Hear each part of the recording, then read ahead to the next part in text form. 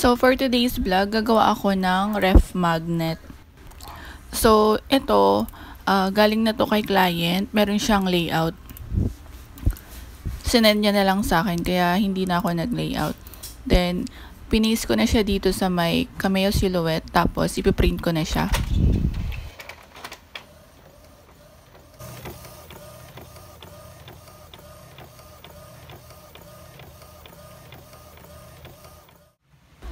So, ito na yung na-print ko, 60 pieces na ref magnet. Then, nalagyan ko na siya ng photo top na glitter. Hindi ko na sa inyo napakita, ayan. Yun kasi yung request ni client na glitter yung ilalagay. Tapos, siningitan ko lang ng ibang sticker dito sa ilalim kasi sayang din yung space. So, promote ko na rin tong dishwashing liquid ko, mga moms. Check nyo na lang sa description box yung link. Sa Shopee page ko siya, pwede nyo orderin. Bago lang to, mga moms, kakagawa ko lang ng logo kanina, kaya mabilisan lang talaga. Pero okay din naman, kasi naman walang logo. So, ngayon naman, papakita ko sa inyo yung ginawa ko sa Adobe Photoshop na tag para dun sa taas ng ref magnet. Ayan, nilagyan ko lang siya ng I'm a magnet, put me on your fridge. Kasi nga may thank you for coming na dun sa baba ng layout nila. Kaya ang ginawa ko na lang is I'm a magnet, put me on your fridge. Hindi ko na sa inyo napakita yung layout, pero eto, dito ko lang to clean-up yung background nito sa layout nila. Tapos yung font style, ginawa ko na lang na dino. Tapos yung kulay, pinarehas ko na rin dun sa may font style nila. So, eto, nandito na ulit tayo sa may cameo silhouette. Pinis ko na dito yung tag. Mas madali kasi dito mag-print out. So, eto na siya nang na-print out. Ngayon naman, gugupitin naman natin siya isa-isa.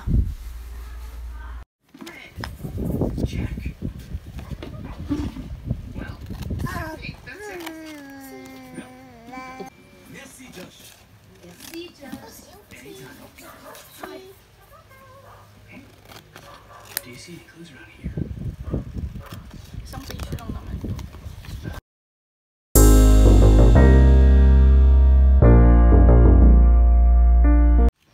So, after ko mag-cut, ngayon naman, tutupiin ko tong mga tag. So, kung mapapansin nyo, mga moms, yung kabilang side, wala siyang print kasi para to dun sa may likod ng ref magnet. So, yung harap lang yung may print.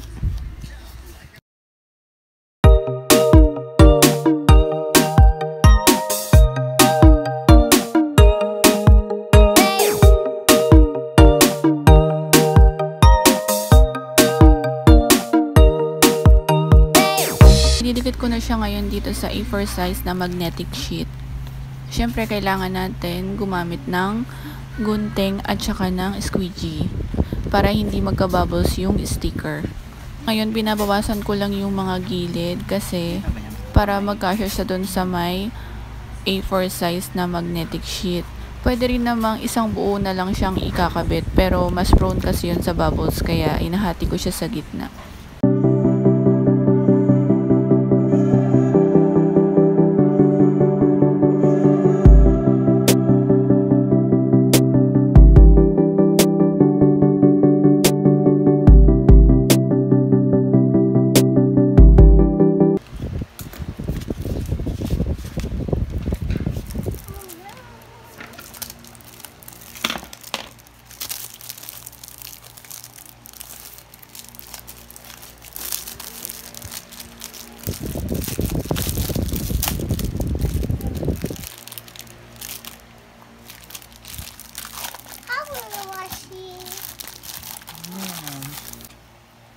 Ito na yung mga nakat ko. Ngayon naman, ididikit na natin siya dito sa may likod ng magnetic sheet.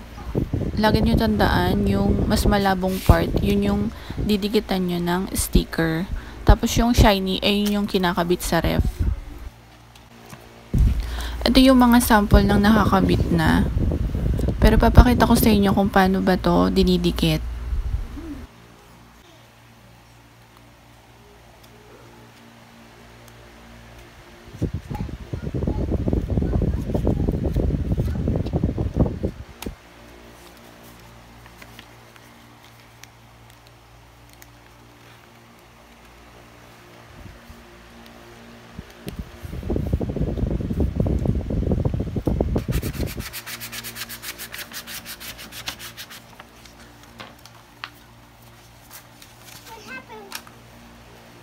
Thank you.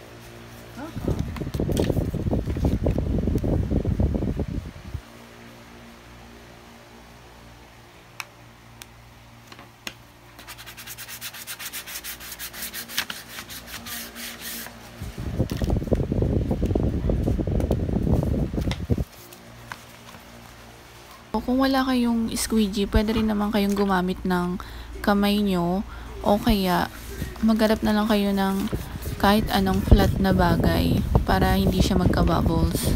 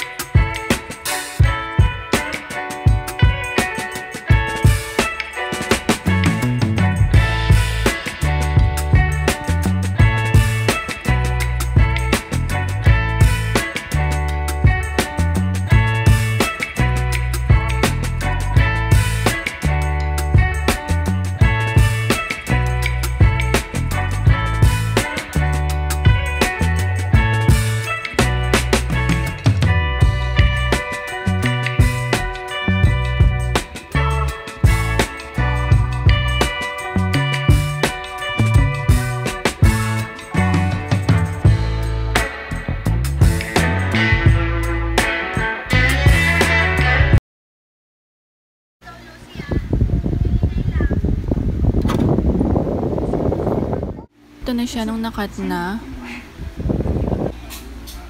Ngayon naman, ilalagay na natin siya sa may OPP plastic. Ito yun. Nakalimutan ko na yung sukat. Ito yung 5 by 7 ata to. Gagamitan natin siya ng tape.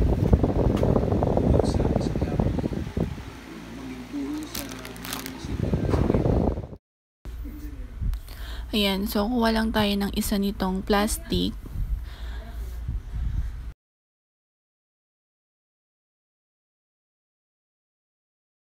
Tapos, insert lang natin tong ref magnet. Sobrang haba rin itong plastic pero hindi ko na siya ginupit. Tinape ko na lang yung likod.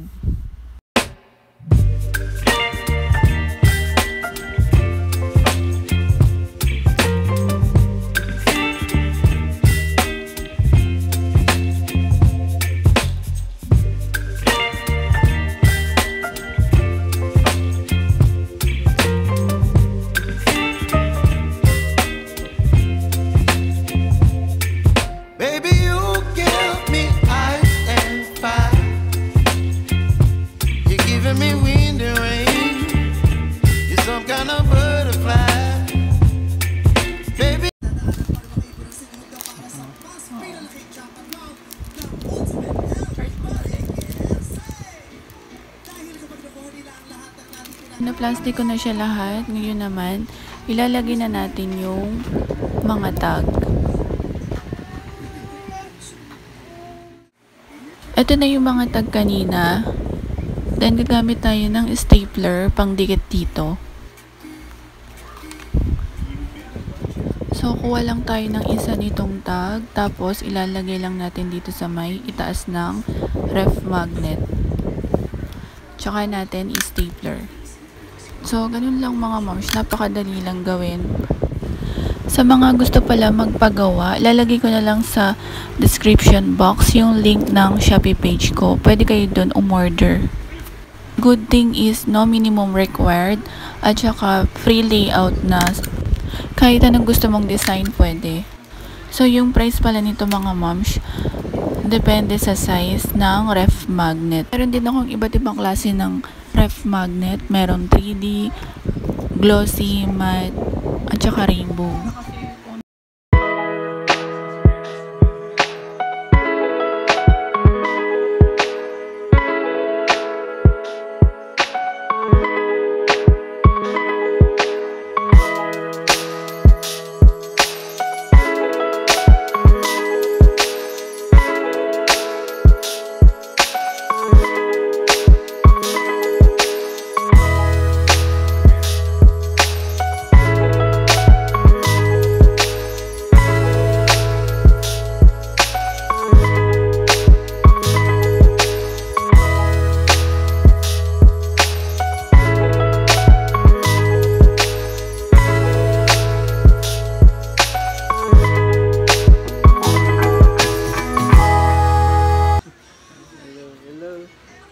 Hello.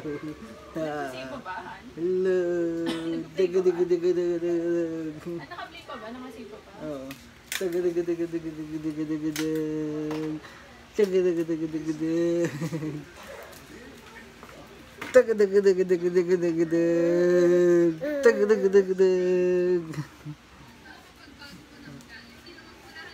Ganda pala gusto mo ka ito.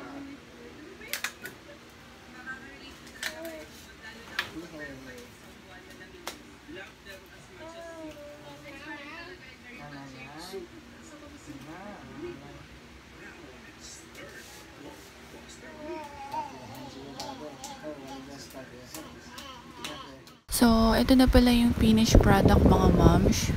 Ayan, shoutout nga pala kay Mom Jelly. Ayan, thank you for trusting. Happy christening kay Baby Algeon. So, thank you for watching and don't forget to like, share, subscribe na rin to my YouTube channel.